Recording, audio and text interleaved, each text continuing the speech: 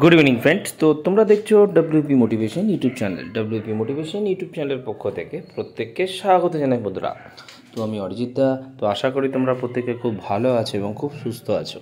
তো আজকে তোমাদের কি বিষয়ে ভিডিও করতে চলেছি তোমাদের তোমরা টাইটেল এবং থাম্বনেল দেখেই কিন্তু অবগত হয়ে গেছো তোমাদের কি বিষয়ে কিন্তু আজকে ভিডিও করতে চলেছি।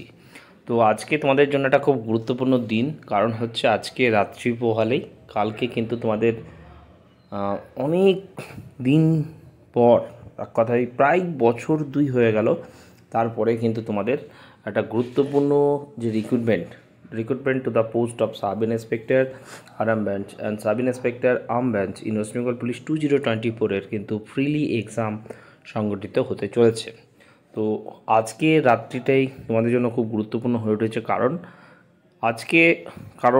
তোমাদের দেখো, কালকে যদি পরীক্ষা অনেকের অনেক দূর দূরান্তে কিন্তু সেন্টার পড়েছে, কারোর 150, কারোর 130, 140, 160 এরকমও অনেকের পড়েছে। ঠিক আছে, নিজের ডিস্ট্রিক্টেও হয়তো পড়েছে, কিন্তু পড়লেও হয়তো কারোর নর্থ, কারোর সাউথ, এরকম অনেক দূরে দূর দূরান্ত কিন্তু পড়েছে। ফিমেল ক্যান্ডিডেটদেরও কিন্তু অনেক দূরে পড়েছে, খুব কম জনারই খুব কাছাকাছি হয়তো সিট পড়েছে।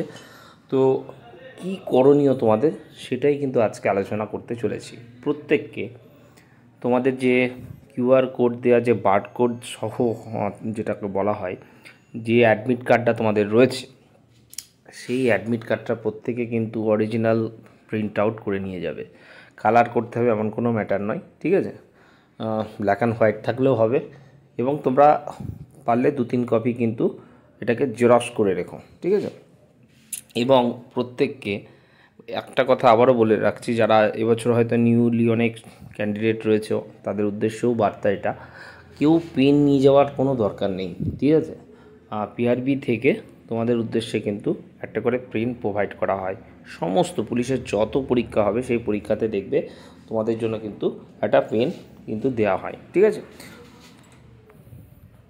তো পেন নিয়ে যাওয়ার দরকার নেই। এবং সবথেকে যেটা মেন, তোমাদের অরিজিনাল আইডি প্রুফ, ঠিক আছে। এটা কিন্তু জেরক্স নিয়ে যাওয়ার একদমই করলে কিন্তু রিজেক্ট করে দিতে পারে, অর্থাৎ তোমাদের পরীক্ষায় কিন্তু বসতেও না দিতে পারে। সেক্ষেত্রে আবারও ক্লিয়ার কাটভাবে এটাই বলা, তোমরা কিন্তু প্রত্যেককে অরিজিনাল যে আইডি প্রুফ, সেটা আধার হোক বা তোমাদের ভোটার হোক বা ড্রাইভিং লাইসেন্স হোক, ঠিক আছে, এটা কিন্তু নিয়ে যাবে, ঠিক আছে। এটা যেন প্রত্যেকের কাছে থাকে এবং অবশ্যই একটা করে ছবি তোমরা কিন্তু নিয়ে যাবে, ঠিক আছে। এটুকু তোমাদের বলা। তো প্রত্যেকের মেন কাজ, তোমাদের কিন্তু তোমাদের রিপোর্টিং টাইম দেখবে এবছর অনেকটা বাড়িয়ে দেওয়া হয়েছে, ঠিক আছে। 8টা থেকে মোটামুটি গেট খোলা হবে তোমাদের। তো 10:30 কিন্তু লাস্ট টাইম। তো প্রত্যেকে চেষ্টা করবে 10টার মধ্যে কিন্তু এক্সামিনেশন যে হল রয়েছে সেই হলে কিন্তু প্রবেশ করার, কারণ তোমাদের কিন্তু এবছর অনেক সিকিউরিটি রয়েছে, অনেক চেকিং রয়েছে, ঠিক আছে। সম্ভবত একটা ডিক্লারেশন ফর্মেও তোমাদের সাইন করতে হতে পারে, এটুকু তোমাদের বলা। এবং এটুকু বলতে পারি, তোমাদের প্রত্যেক সেন্টারে হয়তো ঘড়ির ব্যবস্থা থাকবে, কারণ একটু এরকমই করা হবে যাতে সময়টা তোমাদের সেই মতো করে তোমরা নিজেকে আরও ঠিক করে রাখতে পারো, ঠিক আছে। আলাদা করে ঘড়ি পড়ে যাওয়ার দরকার হয় যাতে না পড়ে, তার জন্য, ঠিক আছে। আচ্ছা, জলের ব্যবস্থাও পর্যাপ্ত পরিমাণে থাকবে। তো প্রত্যেককে এটুকুই বলবো, মাথা ঠান্ডা করে 15 মিনিটের জায়গায় 20 মিনিট লাগুক, ওমার শিটটা যেন সঠিকভাবে কিন্তু ফিল আপ করবে, ঠিক আছে। অনেকে এটাই ভুল করে থাকে যে ওমার শিটটাই কিন্তু ভুল করে। তো এই যে ওমার শিট যেটা রয়েছে সেটা কিন্তু তোমার জন্য সবারই জন্য একটা করেই থাকবে, অনলি 1 পিস।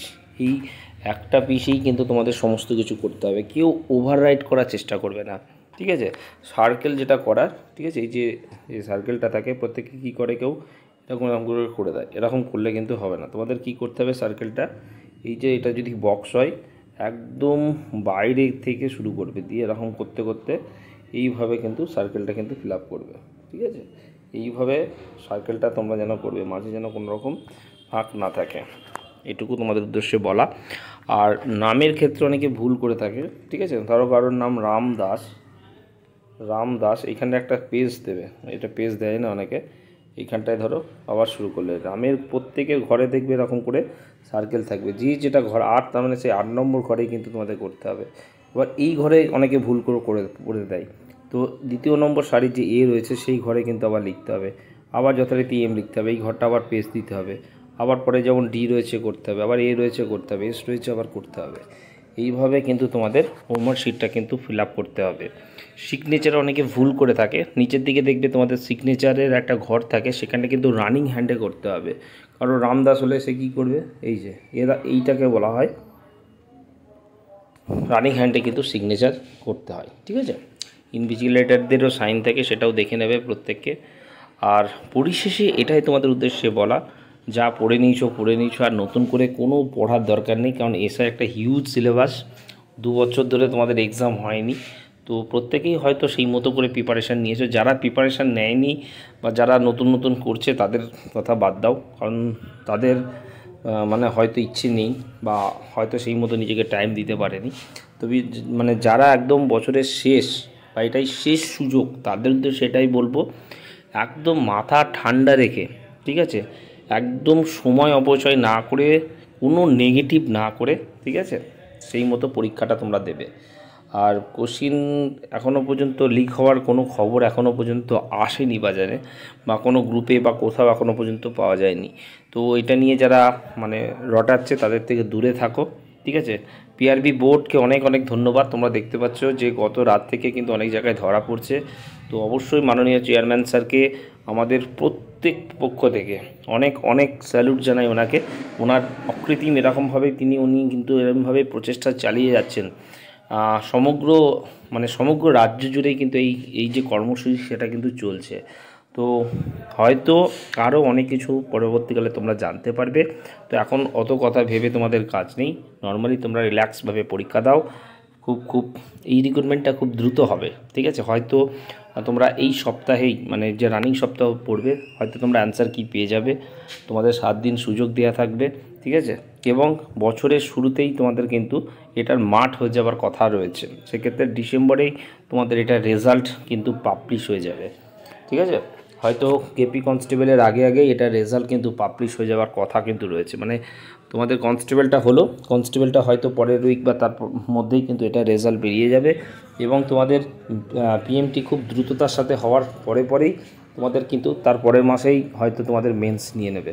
মানে এরকমই চিন্তাভাবনা কিন্তু পিআরবি বোর্ডের রয়েছে, এই রিক্রুটমেন্টটা দ্রুত শেষ করা। এবং নতুন বছরের শুরুতেই তোমাদের এসআই সহ অনেকগুলো ভ্যাকান্সিও আসবে, সেটা পরে আলোচনা করে দেবো। প্রত্যেককে ভালো থেকো, সুস্থ থেকো। চলো টাটা, গুড নাইট। কালকে কেমন এক্সাম হয়েছে প্রত্যেকে জানাবে।